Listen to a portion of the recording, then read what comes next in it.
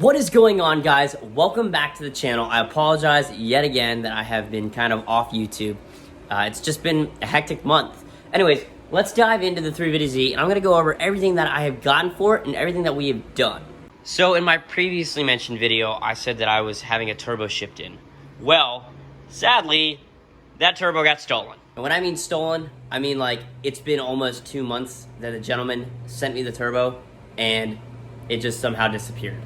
So I made a claim with FedEx. They're supposed to be getting me my money back, and I've already ordered another turbo. Like I said, we're gonna be running a BorgWarner SX300E on this. It's capable of up to 800 horsepower, even though we're probably not gonna be seeing that number with this car.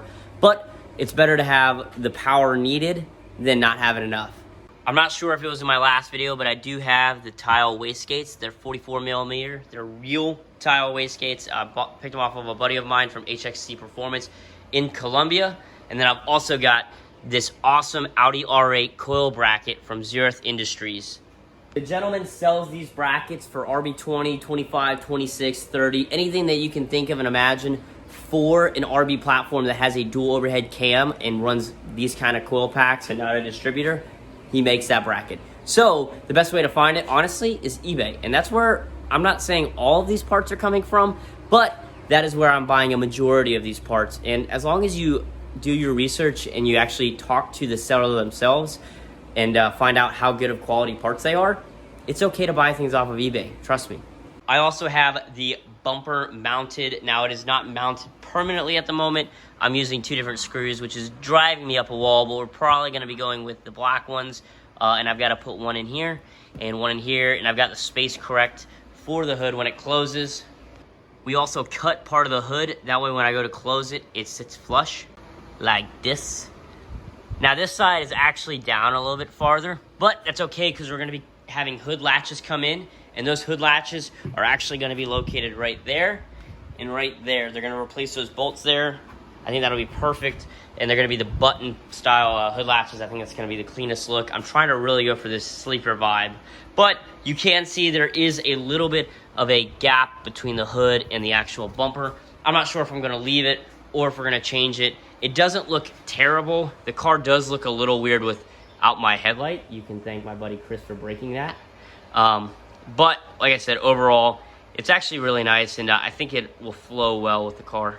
I've ordered hood struts, the hydraulic ones that lift up kind of like what my back hatch does, so I don't have to use this pole anymore.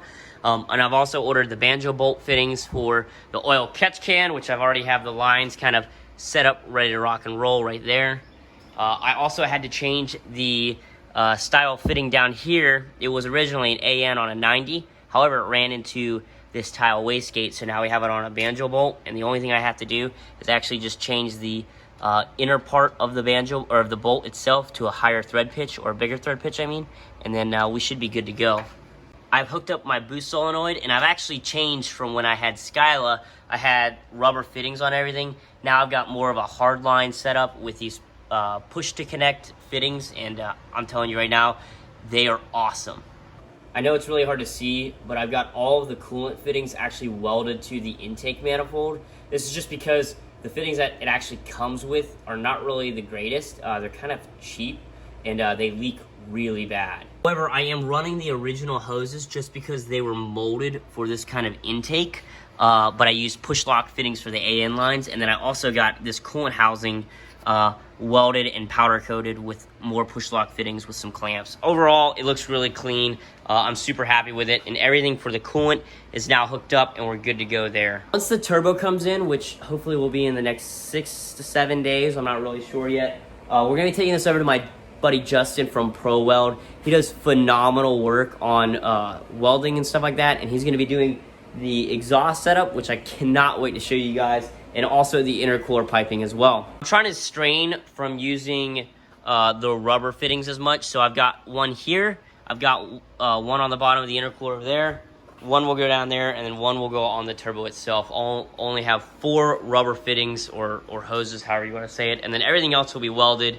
This way we don't have any kind of boost leak issues, and also if, let's say, we get on full throttle, I don't have to worry about one of my couplings popping off and then losing my actual drivability of the car. My crank angle sensor is currently at my buddy Tristan's. It was on the car, but he needed to borrow it just to see if his car would spark. And it does successfully, so he will be buying a new one, and I'll be getting that one back. Honestly, besides the actual welding that needs to be done, all we need to do is buy the wiring harness from Wiring Specialties, and this car is done and ready to drive. Obviously, we got little things like I gotta get a new headlight and stuff like that, but that's super small things that I can worry about later, but I just wanna try to get the car up and running as soon as possible. That way we can do some awesome rips. My goal is to try to take this to Rocky Mountain Race Week, either in the fall or potentially next year. But I want to try to get this car dialed in and ready to rock and roll. Now, I don't know how often I actually show you guys the interior, but here it is. These are Brid Lomax bucket seats. I've got a Sparco racing wheel. I'm not sure if this is going to stay long. I'm not saying I'm not a big fan of it, but I think it would be really cool to put an R32 GTR carbon fiber steering wheel in here. I have a buddy that makes one out in Australia, but we'll see. And then, which is really hard to see, right here, this box back here, that's our Haltech plug-and-play 1500 ECU that we're actually going to be running for the car, and I'll have my buddy Dylan Crumley from Countersteer tune it. So currently we're running the Adhon DSO2s. I don't know if I said that in a previous video, but they look really good with the car. I do plan on getting skinnies for the front and actual drag radials in the back. If you guys actually follow my Instagram, I'll put that right here. I actually had drag radials and skinnies on this at one point. My buddy with a Mustang had them. He let me borrow them for the car, and it looked awesome. So I may be buying this back off of him. I'm not sure yet. Let me know, guys. Go to my Instagram post and actually comment on it, whether or not you really liked it or you don't like it at all. I think I've covered everything so far for what's been done to the car. Like I said, today we're supposed to be getting the hood latches, so that will be the next video.